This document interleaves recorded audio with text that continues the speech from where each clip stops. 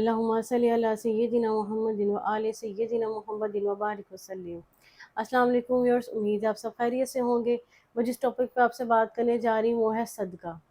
सदका क्या है, इस्लाम में इसकी क्या अहमियत है। जब अल्लाह ताला ने ज़मीन को बनाया तो ज़मीन कांपने लगी, लरसने लगी, तो अल्लाह ताला ने उस पर पहाड़ काट दिए। तो फरिश्तों ने पूछा, या इलाही, इससे मजबूत भी कोई चीज़ है? तो अल्लाह ताला ने इरशाद फरमाया कि आग। तो फरिश्तों ने पूछा, या अल्लाह, आग से ज़्यादा क्या मजबूत चीज़ है? तो अल्लाह ताला ने इरशाद फरमाया, लोहा। तो उन्होंने पूछा, या अल्लाह, लोहे से ज़्यादा मजबूत क्या चीज़ है? तो अल्लाह ताला ने इरशाद फरमाया कि ये पानी।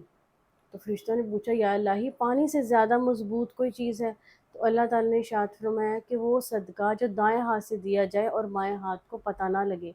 ये सदक़े की अहमियत है, यानी कि इस्लाम में सदक़े का क्या मुकाम है कि वो पहाड़ हो, वो आग हो, वो पानी हो, उससे भी ज़्यादा मजबूत अल्लाह ताला के यहाँ उसका मुकाम है। सदका खैरात करना बहुत ज़रूरी है एक मोमिन के लिए।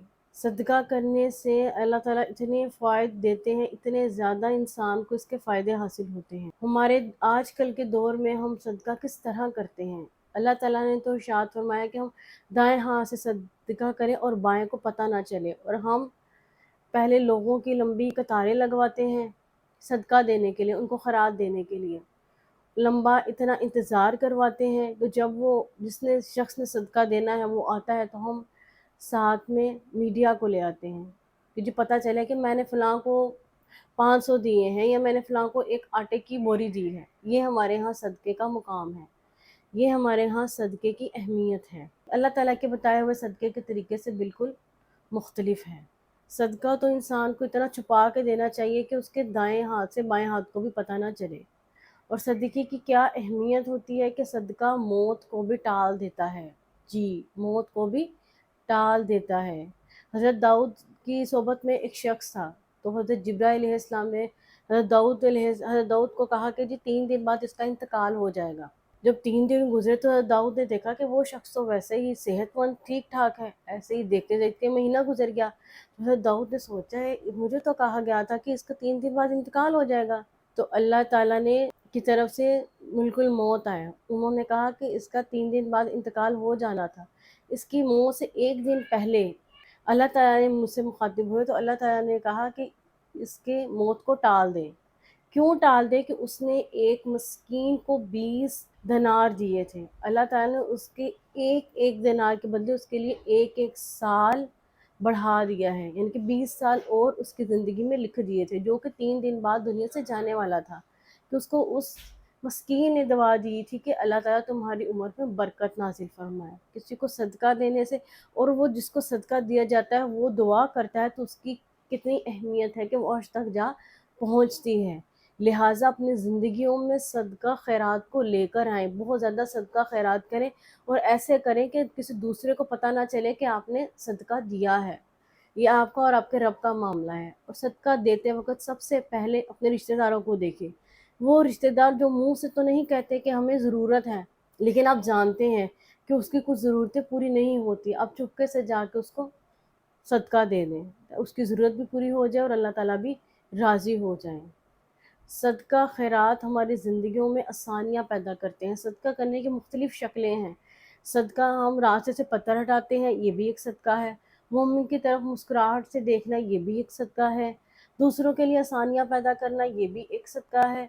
और अल्लाह ताला सदका देने से अल्लाह ताला के गुस्से को ख़त्म किया जा सकता है।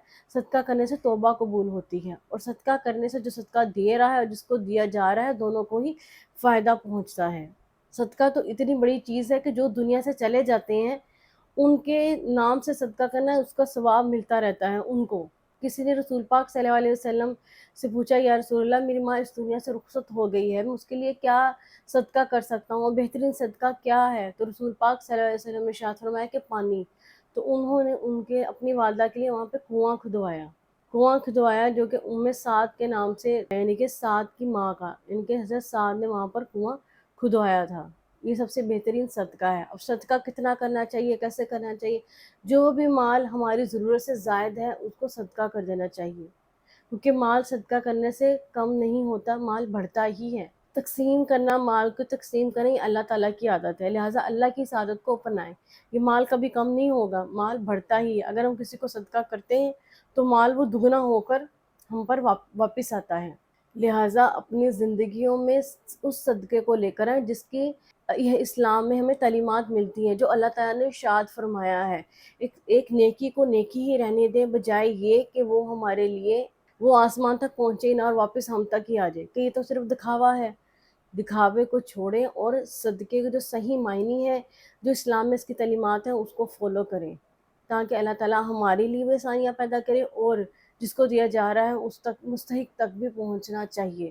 جو مال زیادہ آپ کے پاس پڑا رہے گا، اللہ تعالیٰ سے اس سے برکت اٹھا لیتے ہیں، اس سے برکت اٹھ جاتی ہے اس مال سے۔ لہٰذا برکت کو برکت ہی رہنے دیجیے اور اپنے مال کو غریبوں میں، مستحقوں میں تقسیم کیجیے، اور ایسے تقسیم کیجیے کہ ایک ہاتھ سے دیں دوسرے کو پتہ نہ چلے، جو کہ اللہ تعالیٰ کے ہاں بہترین صدقہ ہے۔